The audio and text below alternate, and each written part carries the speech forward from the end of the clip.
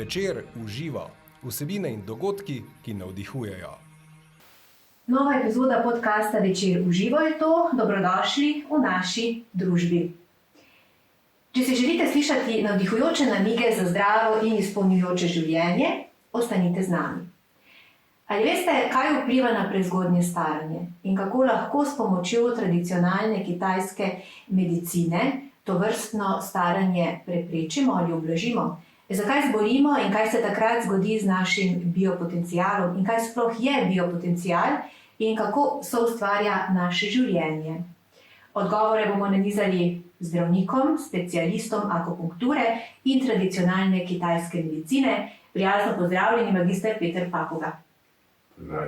Hvala, ker nas gostite tukaj v vaši ordinaciji, obkroženi s vsemi knjigami in modrostjo. Veste, kaj me zanima kot prvo vprašanje, iztočnica, kako je zdravnik, lahko rečemo neke te naše zahodne medicine, da ne rečem zašel, ampak zajadral v tradicionalno kitajsko medicino? Pa jaz mislim, da tukaj pravzaprav ne gre za nek odhod iz enega sistema v drugi, temveč gre za dopolnjevanje sistemov. In pravzaprav vsak sistem ima svoje, jaz bi rekel, prednosti in obenem pomanjkljivosti. In mene je to pač pritegnilo predvsem iz vidika iskanja vzrokov bolezni, po drugi strani pa tudi iz vidika neke dostopnosti in mogoče, jaz bi rekel, cenejše opcije zdravja. Ker se mi zdi, da je zdravje zelo dragoceno in da ogromno ljudi išče zdravje na napačnem koncu. In tako kot se pač v življenju večkrat zgodi, da pravzaprav je resnica tisto, kar živimo. In če iščemo tudi neko resnično zdravje, jaz mislim, da ga moramo iskati na resničnem koncu, tam, kjer se nahaja. In to smo mi sami. Tako. Ja. In tradicionalna kitajska medicina se pravi k človeku oziroma njegovemu zdravju in v bistvu človeka celostno pristopa. Tudi drugače kot ta zahodna medicina. Če rečete celostno, to pomeni, da rabimo vse možnosti, ki obstajajo recimo na poti iskanja zdravja. Tako da mogoče bi kvečemo rekli, da v eni obravnavi recimo iščemo celoto in da iz vsega, kar lahko pridobimo v tej obravnavi, ustvarjamo neko celoto. Vendar celostna obravnava bi dejansko morala pomeniti rabo vseh znanj in vseh diagnostičnih in terapevtskih zakladov, ki jih današnja pač medicina pozna. Tako da to bi zame bilo celostno ali pa integrativno zdravljenje in zdravje. Kar pa zadeva celoto, seveda, da se danes pač nekako v javnem zdravstvu poredko poslužujemo vseh vidikov zdravja. Zato, ker je pač tudi to časovno nekako omejen pristop in da v tako kratkem času, koliko je pač namenjeno zdravniku splošne ali pa družinske medicine za obravnavo, pač ljudje ne premoremo vsega tega pač celostno iskati. Ampak drugače pa vsekakor, da je v kitajskem slogu in v kitajskih časih ta celota bila res mogoče 80% vseh potencialov. Danes je pa, pravim, zdravje je danes veliko več in veliko bolj ga razumemo tudi iz nekega znanstvenega zornega kota. No, mislim, tu sem imela predvsem v mislih, da tradicionalna kitajska medicina pristopa do človekovega zdravja predvsem po energijski plati, oziroma govorimo o biopotencialu. Dobro, biopotencial je neka vitalna energija. To ni vprašljivo. Veste, osrednja razlika med sistemoma je ta, da eden ima ta redukcionističen odnos, skratka nas pač razdeli v drobne delce in potem iz tega razumevanja delcev sestavlja spet nazaj neko celoto. Imate pa ta sintezni model, ki je pravzaprav holističen, če hočete, ki iz nekih, jaz bi rekel, obstoječih razmerij in drobtin sestavlja celoto. Ne da bi trgal koščke iz celote. To je mogoče neka razlaga, v kateri smo malo bliže poti iskanja zdravja na recimo tradicionalen način, ker seveda je bilo pogojeno tudi s pomanjkanjem tehnoloških zmogljivosti tega časa. No, pa ko govorimo o tem biopotencialu oziroma o tej energiji, življenjski energiji, ki se pretaka oziroma je del vsakega izmed nas, ne? In zdaj na tem polju, ko zbolimo, kaj se zgodi?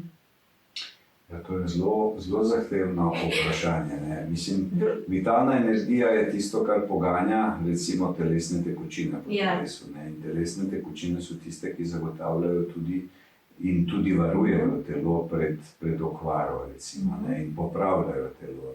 To sta kri, limfa, medceličnina, ne? Cerebrospinalna tekočina, to so tekočine, ki podmazujejo sklepe.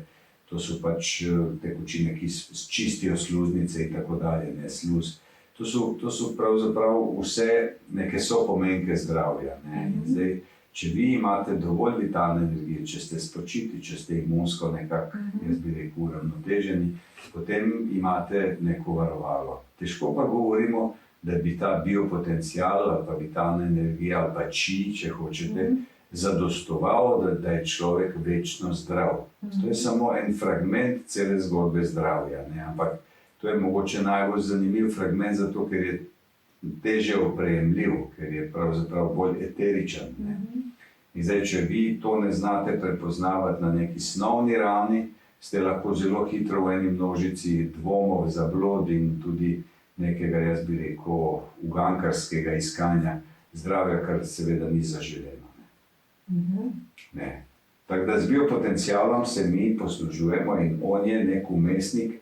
Jaz bi mogoče rekel, da je to nematerialni temelj našega zdravja, ampak ni pa edini. Je del te sestavine, bi rekel, vitalnosti. Ne. Prej, ko smo se pogovarjala, ko še nisva snemala, sem rekla, ta energija oziroma ta življenjska energija, da kje poteka pri nas po meridijanih, ste rekli, da zelo splošno sem zdaj to opredelila. Veste, meridijani so taki, mogoče bi danes fizikalno rekli, ionski kanalčki, po katerih se pretakajo pač energijsko nabite molekule ali pa ioni. Ne. Skratka, vi imate lahko pač te ione, ki imajo več elektronov v ovoju, to so tako imenovani yang cevovodi, ne? Imate pa tiste, ki imajo pač pozitivno nabite, skratka, imajo manj elektronov v ovoju. In ti naboji se med sabo pravzaprav pretakajo in izmenjava vitalnih sestavin je pogojena z gibanjem energije skozi te kanale. Tukaj so pa ključa nek glavni povednik, ne? In naš dih, naše dihanje intenzivno vpliva na vse procese gibanja biopotenciala. Ne. Zdaj, biopotencial, kot sem rekel, je predpogoj za gibanje vitalnih tekočin. Brez vitalnih tekočin pač se biopotencial ne prenaša. Vendar obstaja pa teorem v kitajski medicini, da je biopotencial tisti, ki usmerja vitalne tekočine, in da so vitalne tekočine tisto, kar prenaša biopotencial. Tako da ne more ta drug brez drugega sploh obstajati. To pa je spet teorija, ki bi jo naprej lahko razpredali. Ja, seveda. Ampak ste dali odlično iztočnico, omenili ste pljuča in pomen dihanja. In prav znotraj tradicionalne kitajske medicine je to en zelo pomemben segment, so torej tudi dihalne vaje, ne?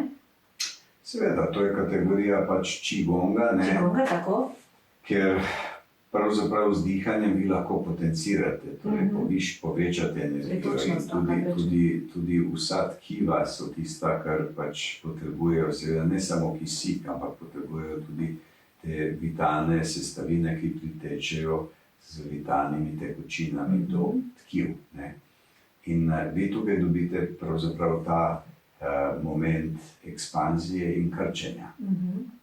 In obstaja v kitajski medicini zunanje in notranje dihanje. Zdaj, zunanje dihanje je to, kar poteka skozi nos, pač vdih, izdih, ne? In v nasprotni fazi od zunanjega dihanja obstaja notranje dihanje. Tako da zunanji izdih je notranji vdih. In če je ta pravilen in dovolj globok, to pomeni, da prepone potiskajo pač organi v trebušni votlini in da se ta izdih pravzaprav potencira navznoter do ledvic, do območja pod popkom. In to notranje dihanje je vpleteno tudi v neke bolezenske mehanizme, recimo astme in tako dalje. To so pač ti problemi, ki ljudje ne morejo pač premikati prepone in ki plitko, imajo kratko sapo, ki plitko dihajo. Tako da dihanje je absolutno neka osnova za vse vitalne procese, ki se dogajajo v našem telesu in del telesa, ki je oskubljen od, bi rekel, potrebne količine kisika, je prizadet. In ta naš notranji element je ravno tako pomemben za kultivacijo in to se dela pri teh vajah, ko pač vdihnete navzven, navzgor in izdihnete navznoter in navzdol. In to se pač kombinira z gibi rok in na ta način se potencira pač ali pa preusmerja in miselno in gibalno ta tok energije. O dihanju boste tudi več spregovorili, lahko poveva na Festivalu zdravja in obilja v Mariboru, boste naš gost 6. marca. In takrat boste govorili tudi o tem, kar sem že omenila o uvodu, o skritih vzrokih prezgodnjega staranja, ki naj bi bili povezani z vitalnostjo oziroma nevitalnostjo naše hrbtenice. Pa mislim, a veste, hrbtenica, če govorimo o vitalnosti hrbtenice, hrbtenica je organ, struktura telesa, ki je pač gibljiva v 6 smereh. Gor, dol, levo, desno in naprej, nazaj. Ne? In če imate vse smeri nemoteno gibljive, potem imate zdravo hrbtenico. Zdaj pač vsi smo levičari ali desničari, zelo malo je obojeročnih, zato že s tem, bom rekel, slogom življenja in upravljanja pač vsakdanjih opravil enostransko, bolj kot obojestransko, prihaja do nekih malih odklonov in deformacij. Ne. Večje deformacij, seveda večje takih tudi, bi rekel, utesnitev medvretenčnih območij. Zdaj, glede na to, da vsakemu organu, vsaki strukturi telesa pripadajo tako imenovani pač dermatomi, sklerotomi, miotomi in viscerotomi, vi lahko iz področja enega okvarjenega segmenta hrbtenjače ne dobivate zadostne povezave v ožilju, v živčnih signalih in tudi, če hočete, v odstranjevanju ostankov presnove. In to je tisto, kar nam pač deformirana hrbtenica oziroma utesnjeni živci iz hrbtenjače ustvarjajo pač skozi leta staranja in življenja. Vemo, da se pač umika tekočina iz medvretenčnih ploščic, vemo, da se pač ta zožitev lahko prenaša na strukture, ki so ob hrbtenjači in ob hrbtenici. In te deformacije lahko dolgoročno vplivajo na funkcijsko stanje in delovanje organov. In to je ključ, v katerem pravzaprav smo vsi lahko zelo individualni in vsi smo lahko na drugih koncih deformirani. Ampak obstaja rešitev, se pravi, ravno znotraj te tradicionalne kitajske medicine, ki lahko ponovno vzpostavi oziroma revitalizira. Mislim, rešitev je in seveda ni to samo kitajski element. Kitajska pač, bom rekel, medicina ima to mogoče dalj časa strukturirano v svojih prijemih, ampak vsa gibalna medicina, vsa kineziologija, kineziterapija ima pravzaprav to za osrednji cilj. Zdaj, če vi temu gibanju pridružite pravilno dihanje in če imate zraven še urejen življenjski slog, toliko bolj odporni ste in toliko bližji ste nekemu svojemu koledarskemu staranju. Pa tudi na zdravje. Res je, podčrtano. Tako, ja. Rekli ste tudi nek urejen življenjski slog, kateremu tudi, bi lahko rekli, spada prehrana. Ta je tudi zelo pomemben segment znotraj kitajske medicine. Prehrana je zelo pomembna in tudi tradicionalna kitajska prehrana ni povsem, jaz bi rekel, uglašena z sodobnimi spoznanji o prehrani. Vendar je kitajski narod zaradi svoje pač številčnosti in svojih vplivov absolutno danes močno vplival na, jaz bi rekel, svetovno kuhinjo. Drugače pa to, kar se dela v kitajskem slogu, od cvrtja, od raznih pač teh predelav hrane, in to ni vse zdravo potem, kar danes znamo o hrani. Zato mislim, da tudi znanja o prehrani, ki slonijo na teorijah tradicionalne kitajske medicine, potrebujejo svojo posodobitev in seveda še dodane parametre kakovosti. Verjetno tudi prilagojeno glede na okolje, iz katerega izhajamo. To je prvo pravilo, iz katerega pravzaprav niti nihče ne izstopa, ker tudi Kitajci so zagovarjali avtohtono prehrano, ampak načini priprave so pa kočljivi, zato ker pravim, to, kar danes vemo, kaj pomeni pregrevanje maščob in tako dalje, to Kitajci takrat niso vedeli. In so to imeli za neko pač, jaz bi rekel, zdravo tehnologijo kuhanja, pa ni res. Se to posodablja oziroma prilagaja. Dajva še samo, ne morem mimo akupunkture.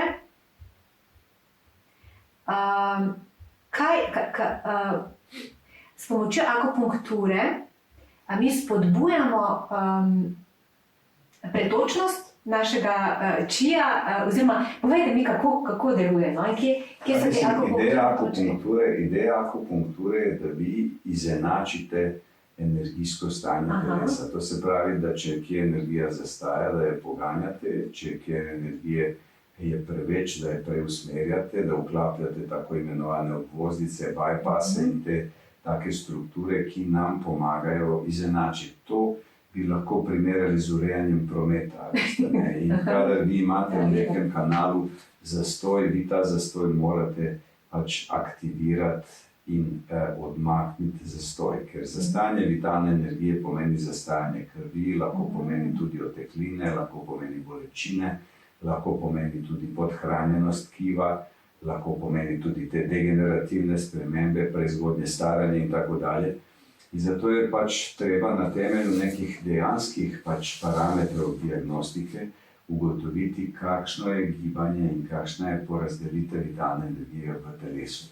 In akupunktura je samo ena izmed metod, lahko bi rekli petina vsega, kar se lahko dela v smislu spodbujanja, uravnavanja, krepitve, pomiritve in tako dalje, tistih pač vihravih tokov energije. Ker ljudje, ko smo mladi, imamo pač sredobežne tokove v prevladi, ko smo stari, pa bi naj imeli sredotežne tokove. In če to znamo delati pravočasno in s koledarjem skladno, potem nismo bolni. Če pa imamo pač asinkronijo ali pa neko disonanco v reševanju teh energijskih zagad, potem se lahko izčrpamo, lahko smo pa tudi preveč vznemirjeni in takrat pravzaprav nam telo trpi.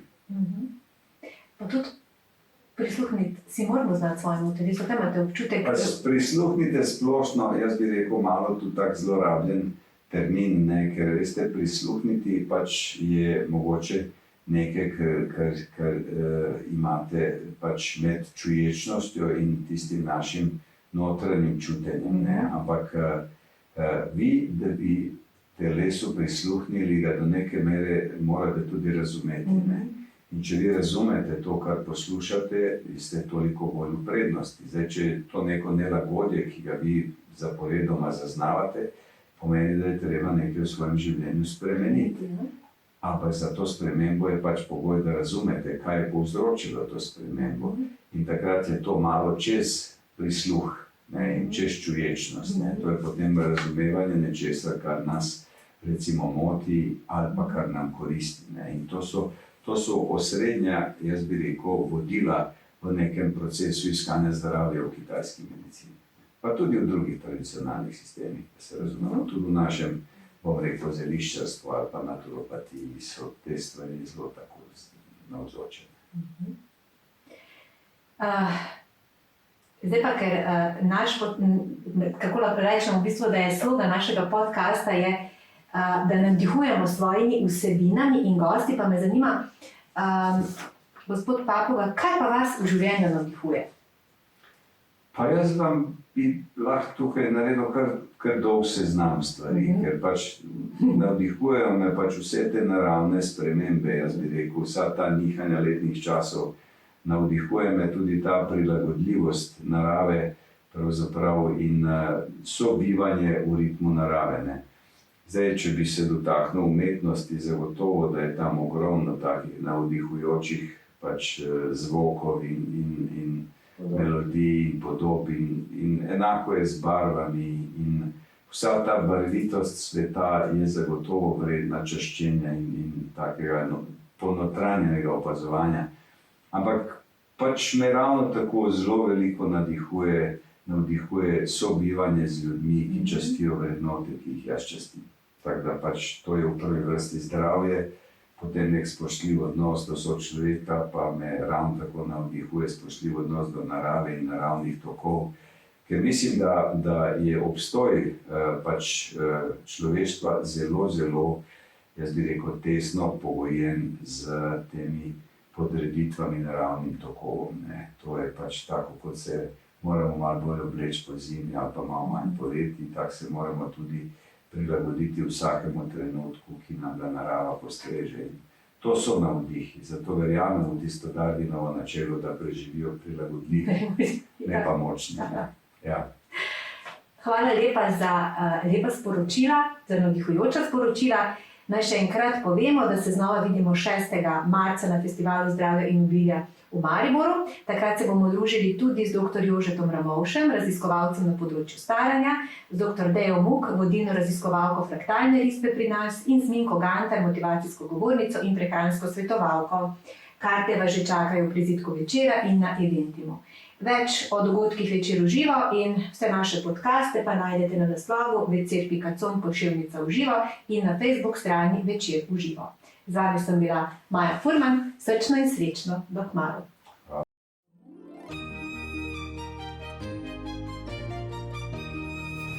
Večer v živo. Vsebine in dogodki, ki navdihujejo.